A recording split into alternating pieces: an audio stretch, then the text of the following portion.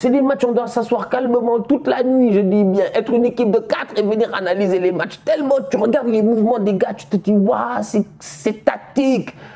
C'est tactique. C'est le niveau que Ronald Koeman, il ne peut pas atteindre.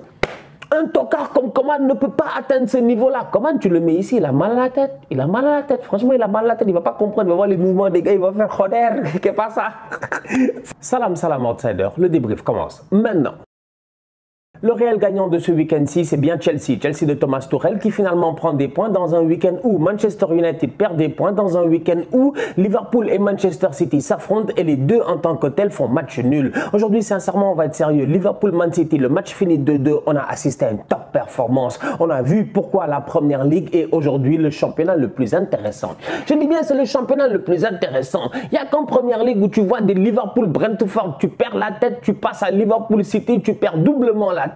Et tu perds la tête pour différentes raisons. Autant un promu peut te surprendre, autant aujourd'hui quand deux mastodontes s'affrontent, tu te rends compte que le niveau tactique est très élevé. Franchement, Pep Guardiola contre Jürgen Klopp, c'est deux tacticiens, c'est deux gars très intelligents, anormalement expérimentés et très bien titrés aujourd'hui. Ils ont tout gagné franchement, ils n'ont aucun problème et ça s'est vu sur le terrain. Phil Foden aujourd'hui, sincèrement, il a été l'atout offensif le plus dangereux au niveau de Manchester City. Phil Foden, c'est l'enfant de Guardiola. C'est le petit de Pep Guardiola. Pep Guardiola nous a dit ici, il n'y a même pas 1 an ou 2 ans en conférence de presse que dans sa tête, je pense qu'il croit que Phil Foden, il va devenir un Léo Messi. Phil Foden, en ce moment, sur le terrain, franchement, il est en train de le lui montrer. C'est vrai que ça a pris un peu de temps pour que le petit revienne. C'est vrai, il n'y a pas de problème. L'été, tout ça, ça a pris du temps. Mais là, Phil Foden, il a atteint sa vitesse de croisière. Il est en train d'accélérer et sur le terrain, il est en train de le montrer. Aujourd'hui, Trent Alexander-Arnold n'était pas là, c'était Phil Foden face à James Milner, mais Foden a failli tuer Milner.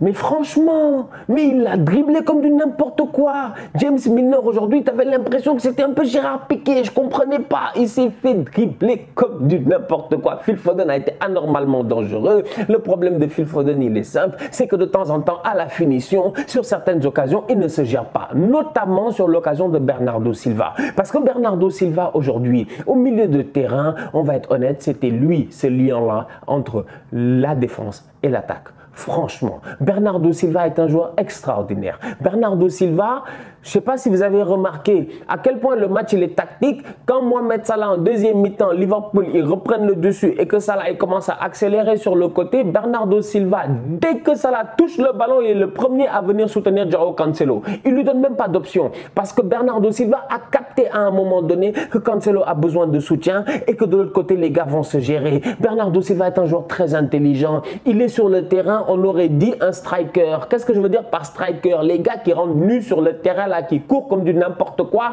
et tu as des stewards qui les poursuivent. Ça, c'est Bernardo Silva. Il prend le ballon au milieu de terrain, il se retourne, on aurait dit Iniesta. Il prend le ballon, il fuit.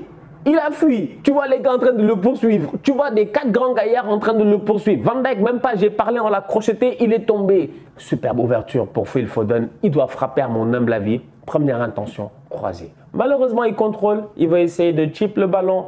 Ah, le ballon ne se soulève pas assez. Alisson est là. Franchement, aujourd'hui, tactiquement parlant, je dis bien, des deux côtés, on a vu des choses anormalement intéressantes. Des joueurs anormalement intéressants. Et au niveau de Manchester City, sincèrement, je tenais à saluer Bernardo Silva et Phil Foden, qui sont deux joueurs qui, aujourd'hui, ont dynamité offensivement le jeu de City. Sans oublier Jesus qui est sur le côté gauche, mais qui est excellent.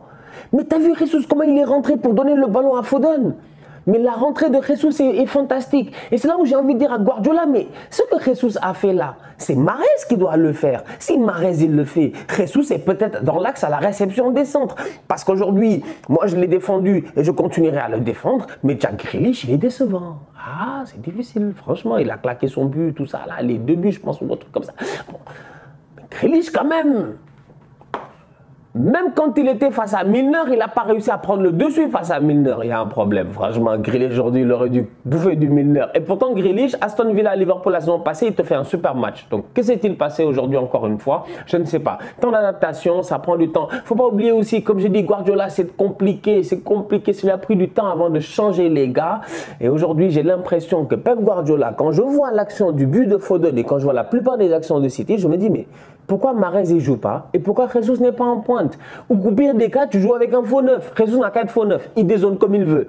Mais fais jouer, je dis bien, un autre ailier pour que Jesus ait une présence dans la surface de réparation. Parce que je veux arrêter City aujourd'hui face à Liverpool. Plusieurs fois, ils peuvent créer le danger. Mais malheureusement, ils font des centres, mais il n'y a personne. De Bruyne, il fait des bons centres, mais il n'y a personne. Foden, la même chose. C'est dommage. Quand le match est très tactique, il y a des petits détails qui font la différence. De petits détails qui font la différence. L'arbitrage, par exemple. On va être sérieux, James Milner doit prendre un deuxième carton jaune. Il y a faute. Il y a le deuxième carton jaune. Il n'y a rien à dire. C'est anéantissement. Le boy est parti. Il est parti, il a arrêté, il n'a même pas calculé le ballon. C'est action d'anti-jeu, c'est carton jaune. Il ne faut pas se foutre de nous. Pep a raison de péter un câble. Tu regardes ça et tu te dis, il y a d'autres actions aussi qui peuvent changer un match. Manchester City est en train d'acculer, je dis bien, Liverpool. Et comme je dis, ils n'ont pas de neuf. Donc du coup, en fait, ils jouent bien, mais à la fin, ceux qui doivent marquer ne marquent pas. Donc City, ils acculent. Liverpool ne sort pas. Vous avez vu aujourd'hui Liverpool, mais pour la première fois, j'ai l'impression depuis que Jürgen Klopp est arrivé dans ce club-là, j'ai vu Liverpool galérer face à une équipe de ce calibre-là, mais autant à Anfield. Mais pendant au moins les 30 premières minutes, Liverpool, ils sortent pas. Ils sont en galère totale. Ils arrivent. Sadio Mané sort le ballon, turnover. L'autre sort le ballon, turnover. On aurait cru qu'on était au basketball. Ça perdait des ballons à gauche et à droite, franchement. Incapable de garder une possession, incapable de ressortir un ballon. Cependant, quand je parle de grands matchs tactiques, la différence, elle se fait sur les petits détails. L'arbitrage, tu gardes la pression, tu es à domicile, ton public ne te lâche pas. Anfield, tu sens qu'ils sont là et directement, qu'est-ce qui se passe? Tes stars, elles se transcendent. C'est là où Mohamed Salah rentre en jeu. Il prend le ballon, il crée la différence. Et Mohamed Salah aujourd'hui, franchement, le Salah que j'ai vu aujourd'hui, j'avais l'impression à un moment donné, parce que c'est un match qui finit 2-2, mais c'est un match avec deux très bonnes défenses. Franchement, deux très bonnes défenses. Des défenses très disciplinées. Cependant, Mohamed Salah, à un moment donné, il a su, je dis bien, profiter des lacunes de cette équipe-là de Manchester City. Parmi les lacunes de cette équipe de Manchester City-là, on va être sérieux, je suis désolé. Quand Manchester City joue en phase offensive, on se rend compte que les latéraux, Kyle Walker et João Cancelo, ont cette tendance-là à recentrer pour venir à côté de Rodri. Ce qui fait que City joue en 2-3, je ne sais pas comment vous l'appelez ça, mais ils sont 2-3, franchement. Donc, du coup, Salah, quand il récupère le ballon et qu'il a l'occasion de sortir enfin, parce que ça a été compliqué pour eux de sortir, il est en 1 contre 1 face à qui? Ben face à l'autre derrière, dans le 2. Et le 2, c'est qui? C'est la porte. Il est en 1 contre 1, il bouffe la porte. Décalage est fait.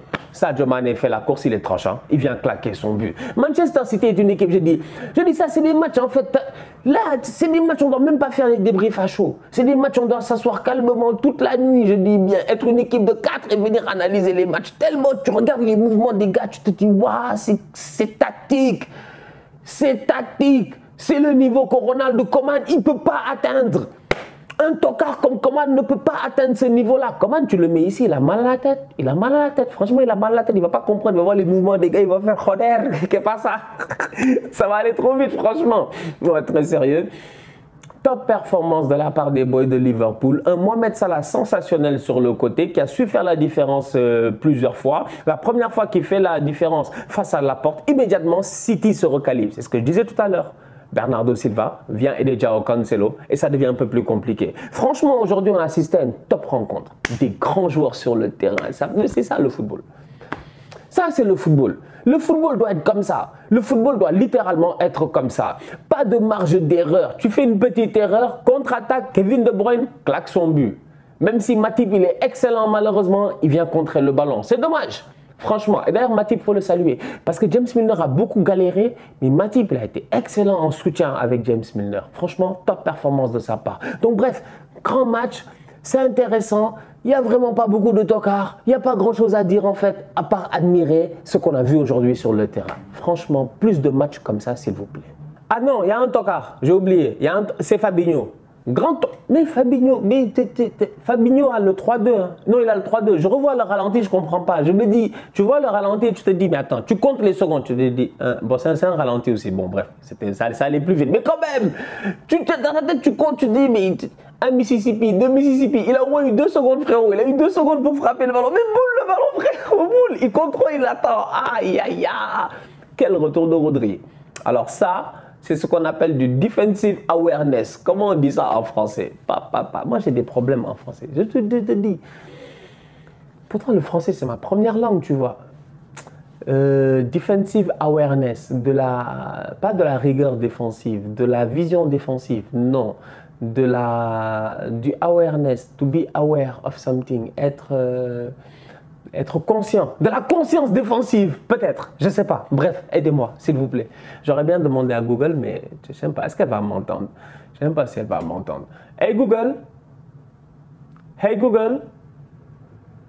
comment on dit defensive awareness en français? En espagnol, ça se dit conciencia defensiva. J'ai tellement parlé du Barça qu'elle est venue me dire en espagnol, ça se dit conciencia defensiva. Bon, bref, tout ça pour dire que franchement, le boy Rodri, qui est espagnol, a eu de la conciencia defensiva. Top performance de sa part, franchement. S'il ne fait pas ça, c'est 3-2 Liverpool. La famille, on se capte très très bientôt pour un nouveau débrief. D'ici là, on continue à liker, on continue à partager, on s'abonne, on est ensemble, on reste en santé. Tous outsiders.